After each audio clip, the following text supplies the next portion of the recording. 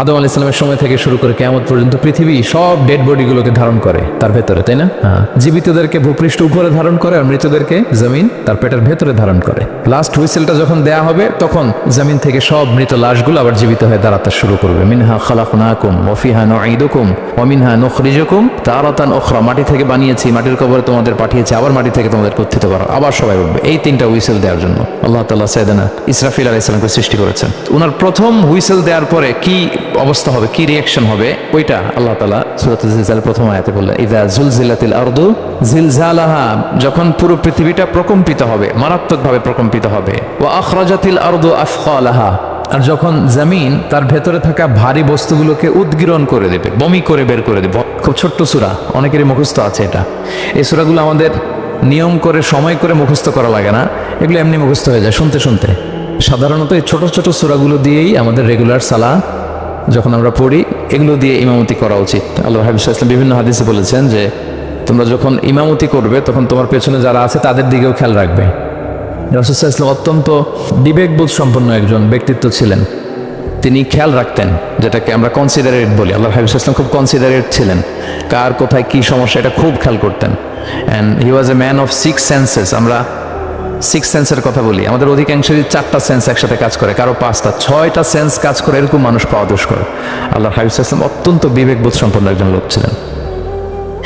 একবার তিনি সালাত খুব সংক্ষিপ্ত করলেন, তো সাহাবারা জিজ্ঞেস করলেন, ইয়া রাসূলুল্লাহ এত সংক্ষিপ্ত কেন করলেন সালাত? তখন আল্লাহ হাবিব সাল্লাল্লাহু আলাইহি ওয়াসাল্লাম বললেন যে পেছনে বোনদের নামাজের সেকশনে ওখান থেকে একটা ছোট্ট বাচ্চার কান্নার আওয়াজ আমি শুনছিলাম। আমার মনে হচ্ছিল বাচ্চাটাকে সামলাতে মাটার খুব কষ্ট হচ্ছে, তো এই জন্য আমি সালাদটা সংক্ষিপ্ত করে দিয়েছি। দেখেন কিরকম সেন্সেশন, কতটা কনসিডারেট ছিলেন। একবার আবার আল্লাহর হাবিব সাল্লাল্লাহু আলাইহি ওয়াসাল্লাম মাগরিবের সালাত কিংবা এশার সালাতের কোন এক সেজদা অনেক লম্বা করে দিলেন। তখন সাহাবারা আবার প্রশ্ন করলেন, ইয়া রাসূলুল্লাহ সাল্লাল্লাহু আলাইহি ওয়াসাল্লাম এত লম্বা দীর্ঘ সেজদা করতে তো ফরজ সালাতে আমরা কখনো দেখি না, কেন করলেন? অসুস্থ হলেন নাকি নামাজের মাঝখানে, অথবা ওহী নাজিল হচ্ছিল নাকি, এরকম কিছু ঘটলো নাকি? তো আল্লাহর হাবিব সাল্লাল্লাহু আলাইহি ওয়াসাল্লাম বললেন যে না, এগুলো কিছুই না, বরং আমার নাতি হাসান আমি সেজদারত অবস্থায় আমার পিঠের উপরে চড়ে বসেছিল, কাঁধের উপরে। তো আমি অপেক্ষা করছিলাম যতক্ষণ না তার খেলা শেষ না হয়, তার প্রয়োজন পূরণ না হয়, ততক্ষণ আমি সেজদায় লুটিয়ে পড়েছিলাম। হাসান যখন নেমেছে, তার প্রয়োজন পূরণ হয়েছে, আমি আবার সেজদা থেকে উঠে দাঁড়িয়েছি। দেখেন কতটা কনসিডারেট ছিলেন। তো এইভাবে আল্লাহ হাবিব সাল্লাল্লাহু আলাইহি ওয়াসাল্লাম ছোট ছোট সূরাগুলো দিয়ে ফরজ সালাতের ইমামতি করতে উদ্বুদ্ধ করতেন। মুআয ইবনে জাবাল রাদিয়াল্লাহু তাআলা আনহুকে উনি মদিনার পাশেই একটা এলাকার ইমাম হিসেবে অ্যাসাইন করেছিলেন। তো ওই এলাকার লোকজন ছিল শ্রমজীবী, ওট দিয়ে তারা পানি নিয়ে খেজুর বাগানে পানি সিঞ্চন করত। সারাদিন পরিশ্রম করে ওনারা সালাতে অংশগ্রহণ করত। তো একবার উনি মাগরিবের সালাতে সূরাতুল বাকারা তেলাওয়াত শুরু করলেন। কোরআনের সবচাইতে ছোট সূরা নাকি সবচাইতে বড় সূরা, 286 আয়াত বিশিষ্ট সূরা। তো ওনারা ছিলেন ক্লান্ত, শ্রান্ত, পরিশ্রান্ত। কেউ কেউ বিরক্ত হয়ে ক্লান্ত হয়ে নামাজ ছেড়ে দিয়ে একা একা নামাজ পড়ে ফেললেন। পরে আল্লাহর হাবিব সাল্লাল্লাহু আলাইহি ওয়াসাল্লামের কাছে যে তারা অভিযোগ করলেন যে রাসূলুল্লাহ আপনি যে ইমাম পাঠিয়েছেন উনি তো এমন কাজ করেছে, সূরা বাকারা উনি ধরেছে মাগরিবের সালাতে। রাসূলুল্লাহ সাল্লাল্লাহু আলাইহি ওয়াসাল্লাম খুবই ক্ষিপ্ত হলেন, রাগান্বিত হলেন এবং মুআয ইবনে জাবাল রাদিয়াল্লাহু তাআলা আনহুকে ডেকে পাঠালেন। ডেকে তিনি বললেন, আফাত্তানুন আনতা ইয়া মুআয, লিটারালি ফাত্তান শব্দটা ব্যবহার করেছেন যে মুআয তুমি কি সমাজে ফিতনা ছড়াচ্ছ? তোমাকে পাঠালাম ইমাম হিসেবে, সেখানে তালিম দিবে, তারবিয়া দিবে, ঐক্য ধরে রাখবে, তুমি কি ফিতনা ছড়াচ্ছ সমাজে? তুমি কি ওয়াদ-দুহা ওয়াল-লাইলি ইযা সাজা এরকম সূরাগুলো পারো না? সাব্বিহ ইসমা রাব্বিকাল আ'লা এগুলো তোমার মুখস্থ নাই? ওয়াশ-শামসি ওয়া-দুহাহা এগুলো তোমার জানা নেই? তুমি এত লম্বা সূরা কেন ধরলে মাগরিবের সালাতে? তো তখন তিনি বললেন, যখন তুমি সালাতে ইমামতি করবে ফরজ সালাতে, তখন ছোট ছোট সূরা পড়বে, কেননা তোমার পেছনে অসুস্থ থাকতে পারে, তারপর বয়স্ক কোনো লোক থাকতে পারে, অথবা মুসাফির মসজিদের পাশ দিয়ে সফর করতেছিল, ভাবলো জামাত চলতেছে জামাতটা ধরি, ঢুকেই যদি দেখে যে আপনি সূরা বাকারা তেলাওয়াত করতেছেন, তো তার জন্য তো কঠিন হয়ে যাবে কোপ আপ করা, কন্টিনিউ করা। তো এই জন্য ছোট ছোট সূরাগুলো আল্লাহর হাবিব সাল্লাল্লাহু আলাইহি ওয়াসাল্লাম পড়তে আমাদেরকে উৎসাহিত করেছেন ফরজ সালাতের, যখন আমরা ইমামতি করব। তো এইরকম একটি সূরা হচ্ছে সূরাতুল জিলজাল, যেটা আমাদের প্রায় সকলেরই মুখস্থ। তো আমরা আসুন প্রথমে আমরা সরল বঙ্গানুবাদ শুনি এই সূরাটার, তারপর এই সূরা থেকে কিছু রিফ্লেকশন আমরা শেয়ার করার চেষ্টা করব ইনশাআল্লাহ বিইذنিল্লাহ। আমি শুরুতে সূরাটার সরল বঙ্গানুবাদ আপনাদের সাথে শেয়ার করছি। আউযু বিল্লাহি মিনাশ শাইতানির রাজীম। বিতাড়িত শয়তান থেকে মহান আল্লাহ তাআলার কাছে পানাহ চাচ্ছি। বিসমিল্লাহির রহমানির রহিম। পরম করুণাময় অসীম দয়ালু আল্লাহ তাআলার নামে শুরু করছি। ইযা জুলজিলাতিল আরদু জিলজালাহা, যখন পৃথিবীকে ভয়ঙ্করভাবে প্রকম্পিত করা হবে। ওয়া আখরাজাতিল আরদু আথকালাহা, আর পৃথিবী তার ভেতরে থাকা সব ভারী বস্তুগুলোকে উদ্গীরণ করে দিবে, বের করে দিবে। ওয়া ক্বালাল ইনসানু মা লাহা, আর মানুষ বলবে এই পৃথিবীর কি হলো। ইয়াউমা ইযিন তুহাদ্দিসু আখবারাহা, সেদিন পৃথিবী তার সব খবর বলে দিবে। বিআন্না রাব্বাকা আওহা লাহা, কারণ তার রবই তাকে এমনটি করতে আদেশ করেছেন বা প্রত্যাদেশ দিয়েছেন। ইয়াউমা ইযিন ইয়াসদুরুন নাসু আশতাতান লিয়ারাউ আ'মালাহুম, সেদিন মানুষগুলো দলে দলে বের হবে যাতে করে তাদের আমলনামা তাদের কাছে পেশ করা যায়। ফামান ইয়া'মাল মিসকালা যাররাতিন খায়রান ইয়ারাহ, যে ব্যক্তি অনুপরিমাণ ভালো কাজ করেছে সেটা সে দেখতে পাবে। ওয়া মান ইয়া'মাল মিসকালা যাররাতিন শাররান ইয়ারাহ, আর যে ব্যক্তি অনুপরিমাণ মন্দ কাজ করেছে, কোনো খারাপ কাজ করেছে, সেটাও সেদিন দেখতে পাবে। সাদাকাল্লাহুল আযীম। এই হচ্ছে সূরাতুজ জিলজালের সংক্ষিপ্ত বঙ্গানুবাদ। এবার আসুন এই সূরা থেকে কিছু রিফ্লেকশন, কিছু তাফসীর আমরা শেয়ার করি। প্রিয় ভাইয়েরা, এই সূরাটা নাজিলের একটা প্রেক্ষাপট আছে। সাহাবাদের মধ্যে একটা ধারণা জন্মেছিল যে আমরা যদি খুব ছোট ছোট ভালো কাজ করি এটা বোধহয় সওয়াব হবে না, বা মিজানের পাল্লা এটা তেমন একটা রেকগনাইজ করা হবে না। অথবা অনেক সাহাবাদের মধ্যে এরকম ধারণা ছিল যে আমরা খুব সামান্য সামান্য ছোট খারাপ কাজ করলে এটা হয়তো এরকম পাপ হবে না বা শাস্তি হবে না। তো ওনাদের মনে যখন এরকম একটা ধারণা তৈরি হলো, তখন আল্লাহ তাআলা এই সূরাটা নাজিল করেছেন। বিশেষ করে এই সূরার শেষের 2 আয়াত, যেখানে আল্লাহ তাআলা বলছেন ফামান ইয়া'মাল মিসকালা যাররাতিন খায়রান ইয়ারা, যে না, তোমরা ছোট্ট ভালো করলে সেটাও দেখতে পাবা সেদিন তোমাদের আমলনামাতে। ওয়া মান ইয়া'মাল মিসকালা যাররাতিন শাররান ইয়ারা, এবং ছোট্ট খারাপ কাজ করলে সেটাও তোমরা তোমাদের আমলনামায় দেখতে পাবে। তো সাহাবাদের এই চিন্তা, এই ধারণাটাকে ভুল প্রমাণ করবার জন্য, তারা যে ভুল ধারণা করছেন এটা বোঝাবার জন্য, জানাবার জন্য আল্লাহ তাআলা বেসিক্যালি সূরাতুজ জিলজাল তিনি নাজিল করেন। এই সূরাটি কোরআনের ধারাক্রম অনুসারে 99তম সূরা। কোরআনের যে ধারাক্রম, সূরা ফাতিহা দিয়ে শুরু, তারপরে বাকারা, তারপর আলে ইমরান, সেই ধারাবাহিকতায় এটা কত নম্বর সূরা? 99 নম্বর সূরা। এবং সূরাটি মাদানী সূরা। কি সূরা? আমরা জানি কোরআনের সূরাগুলো 2 ভাগে বিভক্ত, কোনটা মক্কায়, কোনটা মদিনায় নাজিল হয়েছে। যেটা মক্কায় নাজিল হয়েছে সেটা মাক্কি, যেটা মদিনায় নাজিল হয়েছে সেটা মাদানী। তো জিলজাল হচ্ছে মাদানী সূরা। এই সূরার আয়াত সংখ্যা হচ্ছে 8। আয়াত সংখ্যা কত? 8। আল্লাহর হাবিব সাল্লাল্লাহু আলাইহি ওয়াসাল্লাম এই সূরাটাকে একটা কম্প্রিহেন্সিভ সূরা বলেছেন। জামে মানে সূরা, খুবই কম্প্রিহেন্সিভ। কম্প্রিহেন্সিভ মানে হচ্ছে ভেরি প্রিসাইজ ইন ওয়ার্ডিং, শব্দ কম, কথা কম, কিন্তু এটার আবেদন, এটার এক্সপ্লেনেশন অনেক বেশি। এরকম একটি সূরা, ছোট্ট অল্প কয়েকটি আয়াত দিয়ে সূরাটা আল্লাহ তাআলা নাজিল করেছেন, কিন্তু এটার আবেদন অনেক বেশি। এক বয়স্ক সাহাবী এসে আল্লাহর হাবিব সাল্লাল্লাহু আলাইহি ওয়াসাল্লামকে বলল, ইয়া রাসূলুল্লাহ, আপনি আমাকে কোরআনের একটা সূরা শিক্ষা দেন, কোন সূরা পড়বো? তো আল্লাহর হাবিব সাল্লাল্লাহু আলাইহি ওয়াসাল্লাম বললেন, যাওয়াতুর র, মানে আলিফ লাম র দিয়ে যে সূরাগুলো আছে এগুলো পড়ো। তো এই সাহাবী বলল, ইয়া রাসূলুল্লাহ, আমার বয়স বেশি, আমার জিহ্বা ভারী হয়ে গেছে, আমি এত বড় সূরা পারবো না, অন্য কিছু বলেন। তো আল্লাহর হাবিব সাল্লাল্লাহু আলাইহি ওয়াসাল্লাম বললেন, তাহলে যাওয়াতু হামিম, হামিম দিয়ে যে সূরাগুলো শুরু হয়েছে কোরআনে সেগুলো পড়ো। বলতেছে, ইয়া রাসূলুল্লাহ, এটাও পারবো না, আরো সহজ করে দেন। তো তখন আল্লাহর হাবিব সাল্লাল্লাহু আলাইহি ওয়াসাল্লাম বললেন, তাহলে আল মুসাব্বিহাত, মানে সাব্বাহা ইউসাব্বিহু দিয়ে যে সূরাগুলো শুরু হয়েছে তুমি এগুলো পড়ো। ওই সাহাবী বললেন, এটাও কঠিন হয়ে যায় আমার জন্য।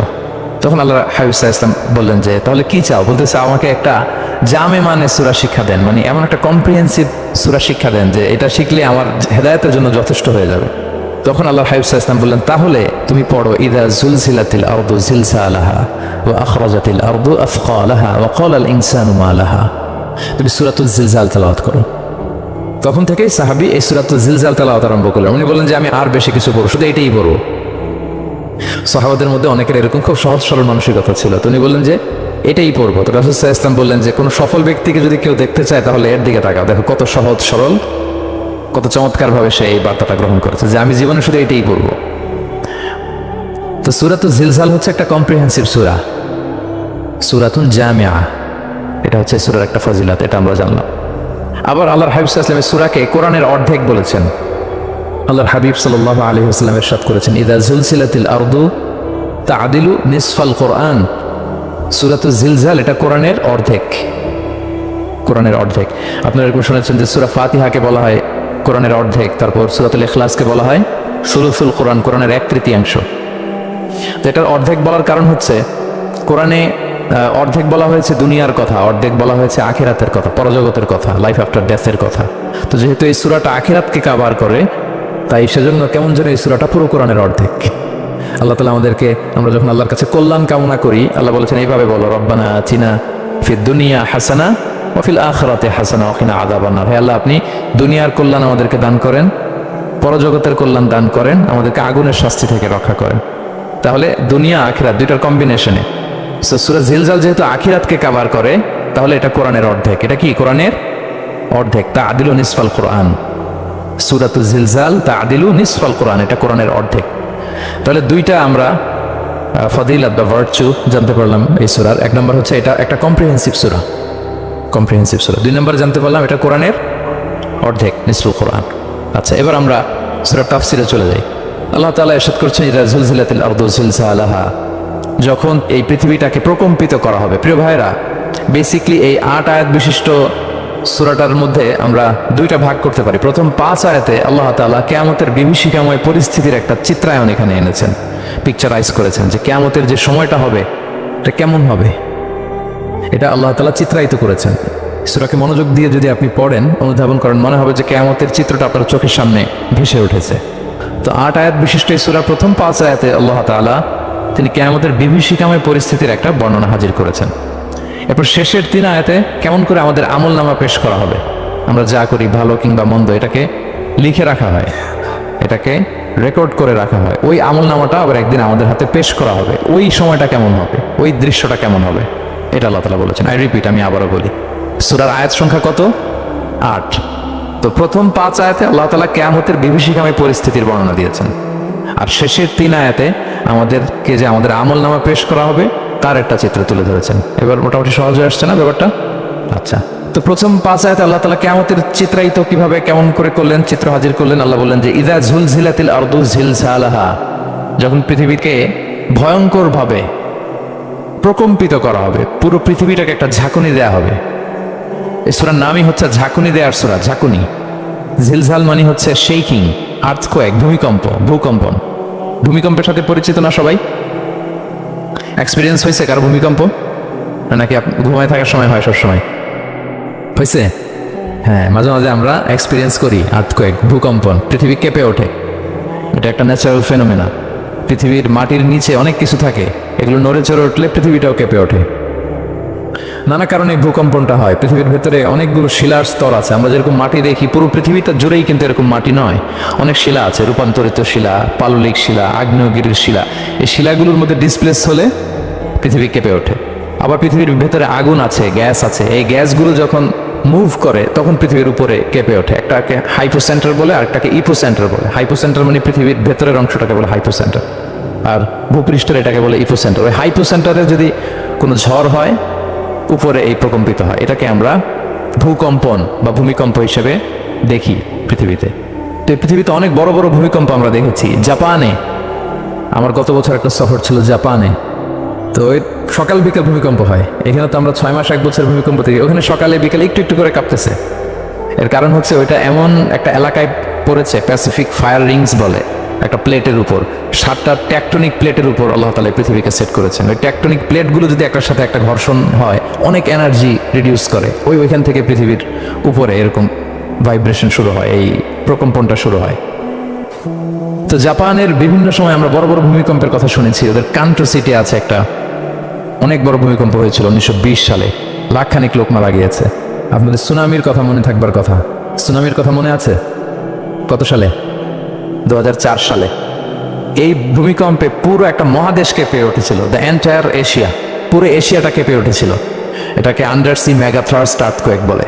এত ভয়ঙ্কর ভূমিকম্প হয়েছে যে পুরো, মাঝে মাঝে ভূমিকম্পে তো 1-2টা দেশ আক্রান্ত হয়, এটা পুরো একটা মহাদেশ কেঁপে উঠেছিল। ওই ভূমিকম্পের কারণে ইন্দোনেশিয়াতে প্রায় 2.5 লাখ লোক মারা গিয়েছে, 2.5 লক্ষ। বান্দা আছে সুমাত্রাতে। হাইতিতে একবার একটা ভূমিকম্প হয়েছে আর অনেক আগে, লক্ষ লক্ষ লোক মারা গিয়েছে। তো এই যে ভূকম্পন, ভূমিকম্প, এর নামে আল্লাহ তাআলা বেসিক্যালি এই সূরাটা দিয়েছেন। তবে পৃথিবীবাসী যে এই ভূকম্পন এক্সপিরিয়েন্স করেছে, কিয়ামতের সময় যে ভূমিকম্প হবে ওটা কি ওইরকম হবে? হ্যাঁ, ওটা ভয়ঙ্কর ভূমিকম্প হবে, মারাত্মক ভূমিকম্প। আল্লাহ তাআলা বলছেন, ইয়া আইয়ুহান নাসু তাকু রাব্বাকুম ইন্না যালজালাতাস সাআতি শাইউন আযীম। হে হে মানুষেরা, তোমরা আল্লাহকে ভয় করো আর তোমরা জেনে রাখো কিয়ামতের যে ভূমিকম্পটা হবে সেটা শাইউন আযীম। আযীম শব্দটা আল্লাহ যে কোনো জায়গায় ব্যবহার করেন না, যেটা খুব ভয়ঙ্কর হয়, মাত্রাতিরিক্ত, লিমিট ছাড়িয়ে যায়, ওটার ক্ষেত্রে আল্লাহ তাআলা আযীম বলেন। আল্লাহর হাবিব সাল্লাল্লাহু আলাইহি ইসলামের আচরণ, ওনার ক্যারেক্টারিস্টিক্স বলতে যে আল্লাহ শব্দ ব্যবহার করেছেন, ওয়া ইন্নাকা লাআলা খুলুকিন আযীম। নবী হে, আপনি সুমহান চরিত্রের উপর প্রতিষ্ঠিত, মানে এই চরিত্রের মধ্যে দাগ ফেলতে পারে এরকম কেউ নেই। সো আযীম শব্দটা কোরআনের যত জায়গায় ব্যবহার করেছেন, আল্লাহ নিজের ক্ষেত্রে বলেছেন সূরা আয়াতুল কুরসির শেষে, ওয়া হুয়াল আলিয়ুল আযীম, তিনি হচ্ছেন আলী এবং আযীম, সুমহান। তো কিয়ামতের এই ভূকম্পনের ক্ষেত্রে আল্লাহ তাআলা এই আযীম শব্দটা ব্যবহার করেছেন। ইন্না জালজালাতাস সাআতি শাইউন আযীম, এটা মারাত্মক হবে সেদিনকার ভূমিকম্প, সাধারণ ভূমিকম্প নয়। ইযা রুজ্জাতিল আরদু রাজ্জা ওয়া বুসাতিল জিবালু বাসসা, পুরো পৃথিবীটা একসাথে কেঁপে উঠবে, পাহাড়গুলো ভেঙে চুরে তছনছ হয়ে যাবে। এটা হবে বেসিকলি যখন ইসরাফিল আলাইহিস সালাম উনি ট্রাম্পিটে ফুৎকার দিবেন, হুইসেল দিবেন সিঙ্গার মধ্যে, নুফিখা ফিস সূর, সূরের মধ্যে যখন তিনি ফুৎকার দিবেন। আপনারা ইসরাফিল আলাইহিস সালামের একজন ফেরেশতা, ওনার নাম শুনেছেন না? One of the major angels, major একজন ফেরেশতা। আল্লাহ তাআলা ওনাকে সৃষ্টি করেছেন এই বিশাল হুইসেলে একটা ফুৎকার দেওয়ার জন্য, আর কোনো কাজ নাই, ওনার অ্যাসাইনমেন্ট এই একটাই।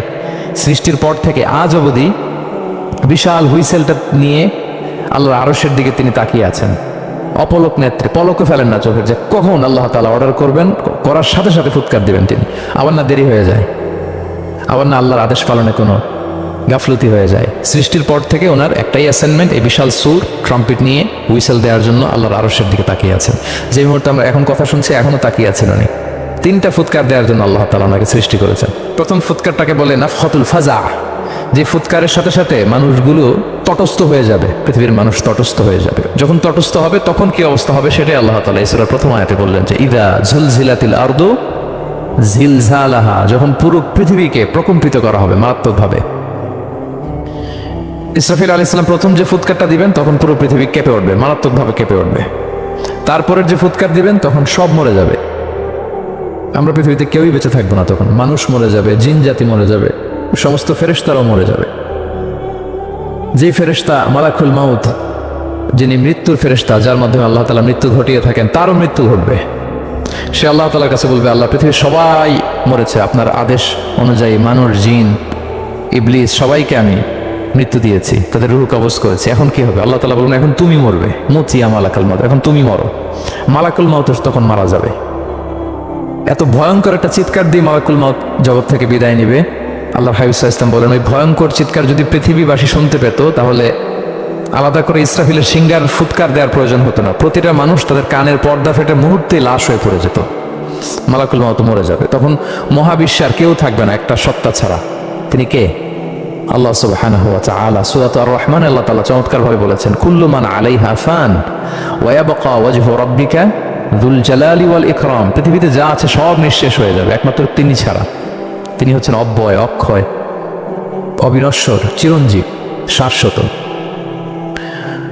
এরপর কেউ যখন থাকবে না, আল্লাহ তাআলা ইসরাফিল আলাইহিস সালামকে আবার জীবিত করবেন। তখন তিনি সর্বশেষ হুইসেলটা দিবেন, আবার জীবিত হয়ে তিনি লাস্ট 3 নম্বর হুইসেলটা দিবেন। লাস্ট হুইসেলটা যখন দেয়া হবে, তখন জমিন থেকে সব মৃত লাশগুলো আবার জীবিত হয়ে দাঁড়াতে শুরু করবে। মিনহা খালাকনাকুম ওয়া ফিহা নুঈদুকুম ওয়া মিনহা নুখরিজুকুম তারাতান উখরা, মাটি থেকে বানিয়েছি, মাটির কবরে তোমাদের পাঠিয়েছি, আবার মাটি থেকে তোমাদেরকে উত্থিত করা, আবার সবাই উঠবে। এই 3টা হুইসেল দেওয়ার জন্য আল্লাহ তাআলা সাইয়েদনা ইসরাফিল আলাইহিস সালামকে সৃষ্টি করেছেন। ওনার প্রথম হুইসেল দেওয়ার পরে কি অবস্থা হবে, কি রিঅ্যাকশন হবে, ওইটা আল্লাহ তাআলা সূরাতুল জিলজালের প্রথম আয়াতে বললেন, ইযা জুলজিলাতিল আরদু জিলজালাহা, যখন পুরো পৃথিবীটা প্রকম্পিত হবে, মারাত্মকভাবে প্রকম্পিত হবে। ওয়া আখরাজাতিল আরদু আথকালাহা, আর যখন জমিন তার ভেতরে থাকা ভারী বস্তুগুলোকে উদ্গীরণ করে দেবে, বমি করে বের করে দেবে, ভমিটিং করবে বা নিক্ষেপ করবে। পৃথিবীর ভেতরে কি আছে? তাফসিরে এসেছে আল মাউতা ওয়াল কুনুজ, অর্থাৎ মৃত ডেড বডিগুলো। সেই আদম আলাইহিস সালামের সময় থেকে শুরু করে কিয়ামত পর্যন্ত পৃথিবী সব ডেড বডিগুলোকে ধারণ করে তার ভেতরে, তাই না? হ্যাঁ, জীবিতদেরকে ভূপৃষ্ঠ উপরে ধারণ করে আর মৃতদেরকে জমিন তার পেটের ভেতরে ধারণ করে। তো আখরাজাতিল আরদু আথকালাহা, জমিন ভারী বস্তুগুলোকে উদ্গীরণ করবে, তাহলে সব ডেড বডিগুলোকে তখন বের করে দিবে। আর কুনুজ যত আছে, মিনারেলস, যত খনিজ পদার্থ আছে পৃথিবীর ভেতরে, স্বর্ণ, যত মিনারেল আছে, ইউরেনিয়াম থেকে শুরু করে যত গ্যাস আছে, প্লাটিনাম আছে, যা আছে, আগুন, অগ্নিকুণ্ড, সব কিছু জমিন বের করে দিবে। মারাত্মক এক বিস্ফোরণের মধ্য দিয়ে জমিন সবকিছু উদ্গীরণ করে বের করে দিবে। তাহলে দেখেন, কিছুটা সামহাও আপনাদের সামনে চিত্রায়িত হচ্ছে না কিয়ামতটা কেমন হবে? যদি একটু কল্পনা করেন, যেভাবে আল্লাহ তাআলা বলছেন যে ইদা জুলজিলাতিল আরদু জিলজালাহা, পুরো পৃথিবীটা প্রকম্পিত হবে। ওয়া আখরাজাতিল আরদু আফখালাহা, জমিন তার ভেতরের বস্তুগুলো বের করে দিবে, ভারী বস্তুগুলো, অর্থাৎ ডেড বডি এবং যত খনিজ পদার্থ আছে সেগুলো। ওয়াকাল আল ইনসানু মা লাহা, মানুষ বলবে পৃথিবীর হলো কি, হোয়াটস হ্যাপেনিং, কি হচ্ছে, কি হলো পৃথিবী এরকম কেন করতেছে? যে আয়াতটা বলেছিলাম যে ইন্না জালজালাতাস সাআতি শাইউন আযীম, সেখানে আল্লাহ তাআলা বলছেন ইয়াউমা তারাউনাহা তাযহালু কুল্লু মুরদিআতিন আম্মা আরদাআত ওয়া তাদাউ কুল্লু যাতি হামলিন হামলাহা ওয়া তারান নাসা সুকারা ওয়া মা হুম বিসুকারা ওয়ালাকিন্না আযাবাল্লাহি শাদীদ। মানুষের ফার্স্ট রিঅ্যাকশন কি হবে এই আর্থকোয়েকের পরে? এই আয়াতে চমৎকারভাবে আল্লাহ তাআলা বলছেন, আল্লাহ বলছেন যে পরিস্থিতিটা এত ভয়ঙ্কর হবে, কারণ এরকম ভূকম্পন তো পৃথিবীবাসী দেখেনি। এত মারাত্মক ভূমিকম্প হবে যে দুধ খাওয়াচ্ছে এরকম মা তার দুধের বাচ্চার কথা ভুলে যাবে। আল্লাহু আকবার। দেখেন এখানে উপমাটা কিরকম।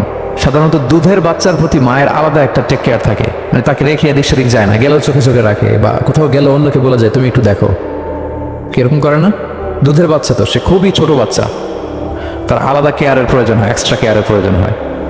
তো দুধ খাওয়ায় ব্রেস্ট ফিডিং মাদার কখনো তার বাচ্চাকে চোখের আড়াল করতে দেয় না বা চায় না। আল্লাহ বললেন যে তখন পরিস্থিতি এত ভয়ানক হবে যে নিজের দুধের বাচ্চার কথাই মা ভুলে যাবে। তারপর এখনো পরিপূর্ণ হয়নি পেটের ভেতরে বাচ্চা, এরকম মা যারা আছে গর্ভবতী, সাধারণত কয় মাস পরে বাচ্চা ডেলিভারি হয়? হ্যাঁ, 8 মাস 9 মাস পরে। দেখা যাবে যে 2 মাসের বাচ্চা এখনো ভ্রূণ, 3 মাসের বাচ্চা, 4 মাসের বাচ্চা। এই ভয়ঙ্কর পরিস্থিতির চোটে যত গর্ভবতী নারী আছে সব মুহূর্তে ডেলিভারি করে দেবে, মুহূর্তে, ইনস্ট্যান্ট। দাতু হামলিন হামলাহা, যত মা আছে গর্ভবতী সবাই, প্রেগনেন্ট মহিলারা মুহূর্তে ডেলিভারি করে দেবে, প্রিম্যাচিউর বেবি। কেউ ভ্রূণ, কেউ 3 মাসের, কেউ 4 মাসের বাচ্চাগুলো ডেলিভারি হয়ে যাবে। মানুষগুলো পঙ্গপালের মতো দৌড়াতে থাকবে, বিক্ষিপ্ত পতঙ্গের মতো দৌড়াতে থাকবে মানুষ, আর বলবে ওয়াকাল আল ইনসানু মা লাহা। মানুষ তখন, মানুষের ফার্স্ট রিঅ্যাকশন হবে যে মা লাহা, কি হলো, হোয়াটস হ্যাপেনিং, কি হচ্ছে, কিছুই বুঝতে পারতেছি না, মা লাহা, পৃথিবীর কি হলো? ইয়াউমাইযিন তুহাদ্দিসু আখবারাহা, সেদিন পৃথিবী সব কিছু বর্ণনা করে দিবে, সব বয়ান দিয়ে দিবে। আমরা এই পৃথিবীর উপরে জমিনে যা করি সব কিন্তু পৃথিবীর মধ্যে রেকর্ডেড থাকে। জমিন সেদিন বয়ান দিবে, সেদিন আসলে সবকিছুই বয়ান দিবে। জমিন বয়ান দিবে, হাত পা সাক্ষী দিবে। যেখানে মানুষ যে সমস্ত জিনিসের মাধ্যমে, যেই টুলসগুলোর মাধ্যমে পাপ করেছে, অন্যায় করেছে, সবকিছু সেদিন সাক্ষী দিবে। আর সব সাক্ষীর বড় সাক্ষী হবে সেদিন এই জমিন। জমিন হবে সেদিন রাত সাক্ষী। জমিন হবে কি সাক্ষী? রাত সাক্ষী। ইয়াউমাইযিন তুহাদ্দিসু আখবারাহা, আল্লাহ জমিনকে বলবে এবার তুমি পাপের বয়ান দাও। রাত সাক্ষী হয়ে তুমি বয়ান দাও, কি কি ঘটেছে তোমার উপরে। কারণ আমরা যত পাপই করি না কেন, যত কাজই করি না কেন, সব জমিনের উপরই করি, তাই না? তো জমিন সেদিন বয়ান দিবে, সাক্ষী দিবে। ইয়াউমাইযিন তুহাদ্দিসু আখবারাহা। জমিন কিভাবে সাক্ষী দিবে, জমিন কিভাবে কথা বলবে? আল্লাহ তাআলা বলছেন বিআন্না রাব্বাকা আওহা লাহা, কারণ তার রব জমিনকে সেদিন কি করেছে? আদেশ করেছে, প্রত্যাদেশ করেছে। আল্লাহ তাআলার আদেশে জমিন সেদিন কথা বলবার সুযোগ পাবে, সব বয়ান দিবে, কি কি হয়েছে জমিনের ভেতর, কি কি অন্যায় হয়েছে, কি কি পাপ হয়েছে, কি কি সংগঠিত হয়েছে, সব ধরে ধরে জমিন সেদিন বর্ণনা করবে। তাহলে প্রথম 5টা আয়াত আমরা বলে ফেললাম, যে প্রথম 5টা আয়াতে কিয়ামতের বিভীষিকামী পরিস্থিতির একটা পিকচারাইজেশন পাইছেন আপনারা? হ্যাঁ, ভয় লাগতেছে আপনাদের? ভয় লাগতেছে? সেদিনকার পরিস্থিতি কেমন হবে খুব সংক্ষিপ্ত পরিসরে একটা বর্ণনা আমাদের সামনে আসছে না? এই 5 আয়াতে চলে আসছে। কিন্তু ভয়ঙ্কর হবে সেই দিনটা, কেউ কাউকে চিনবে না। ইয়াউমা ইয়াফিরুল মারউ মিন আখিহি ওয়া উম্মিহি ওয়া আবিহি ওয়া সাহিবাতিহি ওয়া বানিহি লিকুল্লি ইমরিইম মিনহুম ইয়াউমাইযিন শা'নুন ইউগনি। ভাই ভাইকে দেখে পালাবে, পরিচয় দিবে না। বন্ধু বন্ধুকে দেখে পালাবে, স্বামী স্ত্রীকে দেখে পালাবে, প্রিয়তমা স্ত্রীকে পরিচয় দিবে না, কলেজের টুকরা সন্তানকে পরিচয়, কেউ কাউকে চিনবে না। সবাই নাফসি নাফসি, সবাই নাফসি নাফসি। কোনো পোশাক ছাড়া বস্ত্রহীন হয়ে উঠবে। আমাদের আয়েশা রাদিয়াল্লাহু তাআলা আনহা বিষ্ণু ইসলামকে বলবেন, ইয়া রাসূলুল্লাহ, তাহলে মানুষ কি লজ্জিত হবে না বস্ত্রহীন অবস্থায় উঠলে? তো রাসূল সাল্লাল্লাহু আলাইহি ওয়াসাল্লাম বললেন, লিকুল্লি ইমরিইম মিনহুম ইয়াউমাইযিন শা'নুন ইউগনি। প্রত্যেকের এমন একটা ভয়ঙ্কর অবস্থা হবে যে তার গায়ে কাপড় আছে কি নাই, সে কিরকম অবস্থায় আছে এটাই সে ভুলে যাবে, মানে ওই টেন্ডেন্সি তার থাকবে না। এত ভয়ঙ্কর হবে সেদিনটা। সে ভয়ঙ্করতম দিনে আল্লাহ তাআলা আমাদেরকে হেফাজত করুক। আল্লাহর হাবিব সাল্লাল্লাহু আলাইহি ওয়াসাল্লাম বলেছেন সে ভয়ঙ্করতম দিনে আল্লাহর সুশীতল আরশের নিচে 7 শ্রেণীর লোকজন ছায়া পাবে। ওই 7 শ্রেণীর অন্তর্ভুক্ত যেন আমরা হতে পারি, আল্লাহ তৌফিক দান করুন। সম্মানিত ভাইরা, তাহলে সূরা জিলজালের 8 আয়াত বিশিষ্ট সূরার প্রথম 5 আয়াত আমরা কভার করলাম। আমরা বলেছি যে প্রথম 5 আয়াতে আল্লাহ তাআলা কিয়ামতের বিভীষিকাময় পরিস্থিতির বর্ণনা দিয়েছেন, সেটা গেল।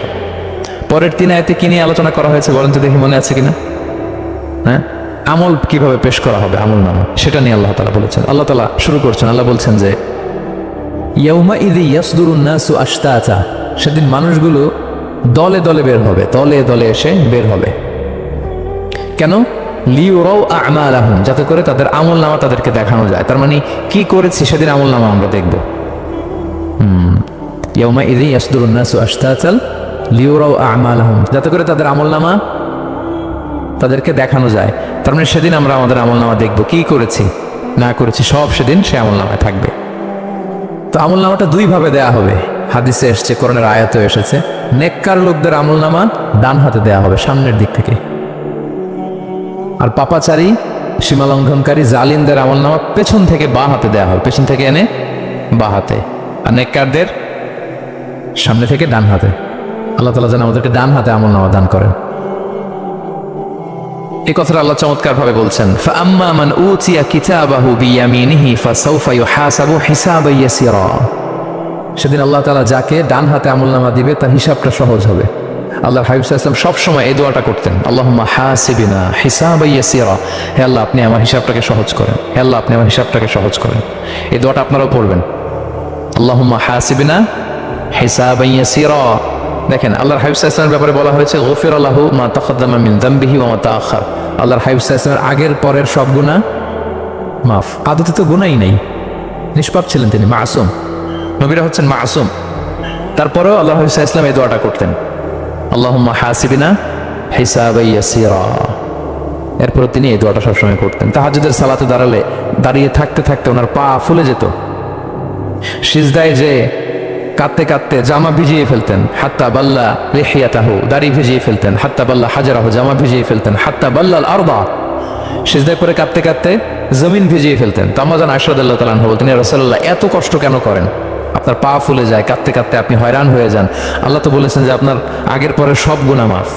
আল্লাহ হাবিব সাল্লাল্লাহু আলাইহি ওয়াসাল্লাম বলতেন, আফালা উহিব্বু আন আকুনা আবদান শাকুরা।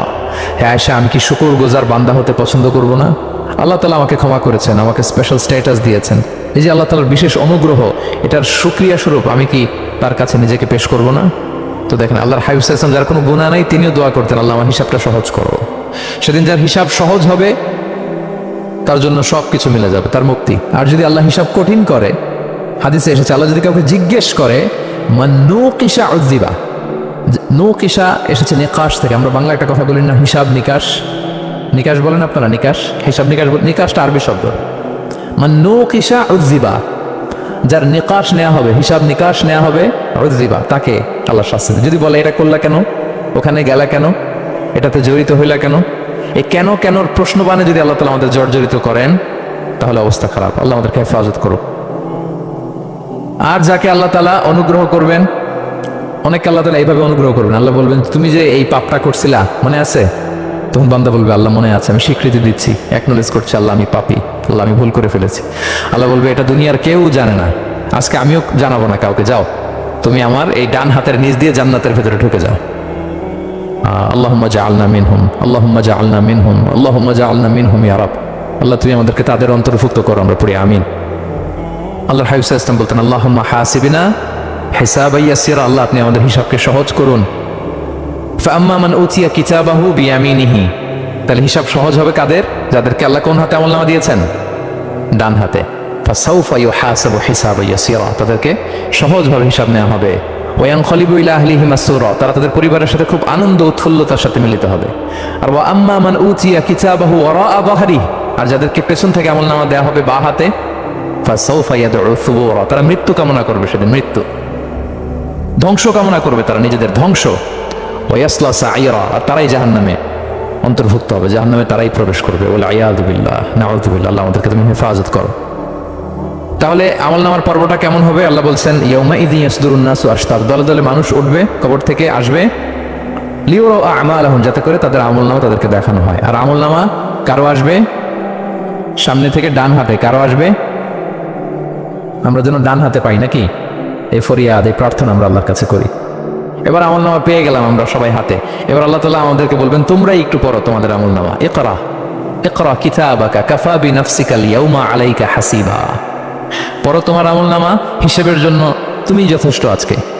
ধরেন আজকে আপনার গণিত পরীক্ষা গেছে, ধরেন অঙ্ক পরীক্ষার পরে যার খুব কনফিডেন্স ভালো, ভালো গণিত জানে, সে আসলে আগে থেকেই জানে যে আমি 100তে 100, আর একটা নিজের হিসেব নিকেশ আছে না নাকি?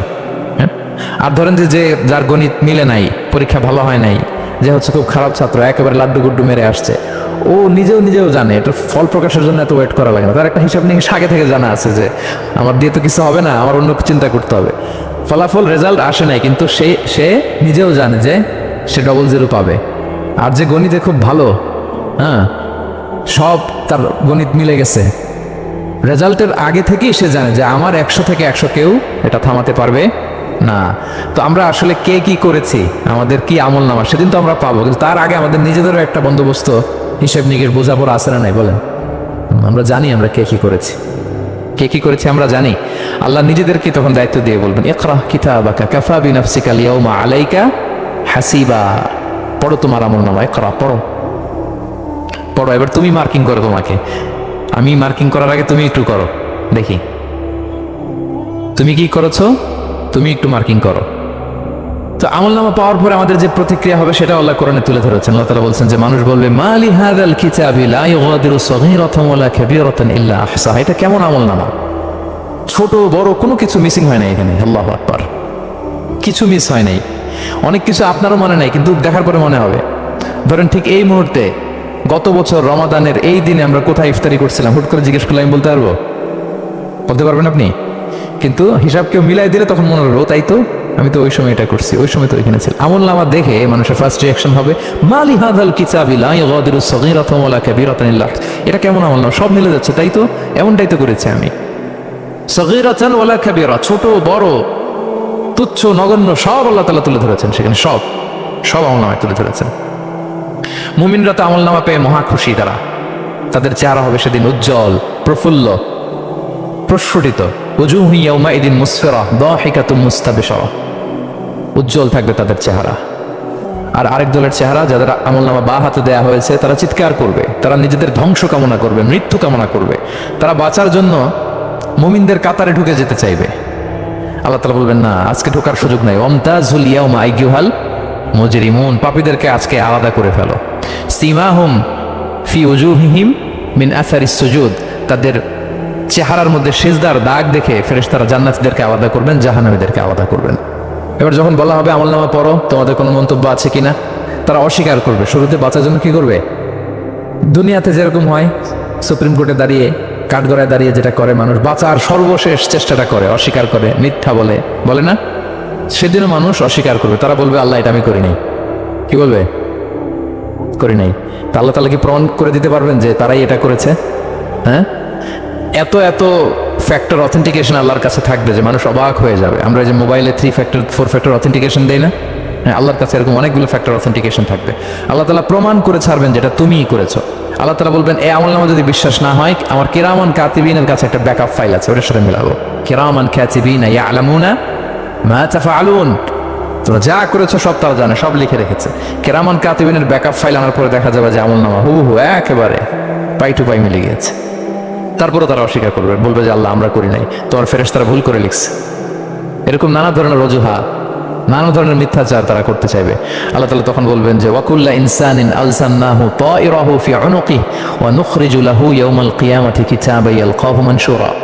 আমাদের এই যে গ্রীবা লগ্নে আমরা যা করি সব কিছুর একটা ব্যাকআপ ফাইল আছে এখানে। সেদিন আল্লাহ তাআলা সেখান থেকে বের করবেন আমাদের আমলনামা। আল্লাহু আকবার।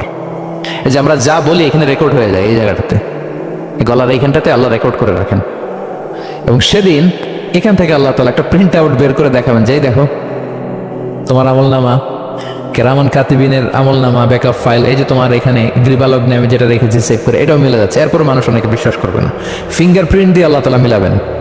দুনিয়াতে আমরা বায়োমেট্রিক অথেন্টিকেশন করি না, এটা আয়াহসাবুল ইনসানু আল্লা নাজমা ইযামা বালা কাদিরিনা আলা আন নুসাউইয়া বানানা। কারো ফিঙ্গারপ্রিন্টের সাথে কারোটা মিলে না, অস্বীকার করার কোনো সুযোগ থাকবে? এরপরেও অনেকে বিশ্বাস করবে না।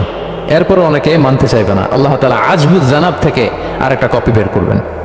আমাদের প্রত্যেকের ব্যাকবোনের নিচে কক্সিক্স আছে, ট্রায়াঙ্গেল, ছোট্ট একটা হাড্ডির কণা। আমাদের যে শিরদাঁড়ার একেবারে নিচে, এটাকে হাদিসের ভাষায় বলে আজবুজ জানাব। ইন্না ফিল ইনসানি আযমান, মানুষের দেহে একটা ছোট্ট হাড্ডি কণিকা আছে। লা তাআকুলুহুল আরদু আবাদা, জমিন কখনো ওই হাড্ডি কণিকা খেতে পারে না। ওয়া মিনহা ইউরাক্কাবুল খালকু ইয়াউমাল কিয়ামা, কিয়ামতের দিন সেখান থেকে সৃষ্টিকে আবার তোলা হবে। সেটার সাথে আল্লাহ তাআলা মিলাবেন, সেখান থেকেও প্রমাণিত হবে। এরপর আল্লাহ তাআলা ভিডিও রেকর্ড দেখাবেন। ওয়া কুল্লা শাইইন আহসাইনাহু ফি ইমামিম মুবিন নামক ভিডিও রেকর্ডার দিয়ে। তখন আপনি সরাসরি দেখবেন যে এই তো আপনি ওই জায়গায় গিয়েছেন, এই তো আপনি পাপ কাজ করেছেন, এই তো আপনি অন্যায় কাজ করেছেন, এই তো আপনি জুলুম করেছেন, এই তো সীমালঙ্ঘন করেছেন। সব কিছু আপনি একেবারে ভিজুয়াল প্রেজেন্টেশন, আর অস্বীকার করার কোনো সুযোগ থাকবে না। তারপরেও যারা অস্বীকার করবে যে আল্লাহ আমি করি নাই, আল্লাহ বলেন আলিয়াউমা নাখতিমু আলা আফওয়াহিহিম ওয়া তুকাল্লিমুনা আইদিহিম ওয়া তাশহাদু আরজুলুহুম বিমা কানু ইয়াকসিবুন। সেদিন তার মুখকে আমি সিলগালা করে দেব, আর সুযোগ দেওয়া হবে না। অনেক অস্বীকার করেছ, তার হাত সাক্ষী দিবে, তার পা সাক্ষী দিবে। সেদিন আল্লাহ তাআলা প্রমাণ করেই ছাড়বেন যে এই পাপ তুমি করেছো। তাহলে আমলনামা কিভাবে আল্লাহ দিবেন? আল্লাহ বলেন ইয়াউমা ইযিন ইয়াসদুরুন নাসু আশতাতা, দলে দলে আসবে, লিউরাউ আমালাহুম, যাতে করে তাদেরকে আমলনামা দেখানো হয়। ফামান ইয়ামাল মিসকালা যাররাতিন খায়রান ইয়ারা, অনুপরিমাণ ভালো করেছো তো সেটা তুমি দেখতে পাবে, অনুপরিমাণ খারাপ করেছো তো সেটাও তুমি দেখতে পাবে।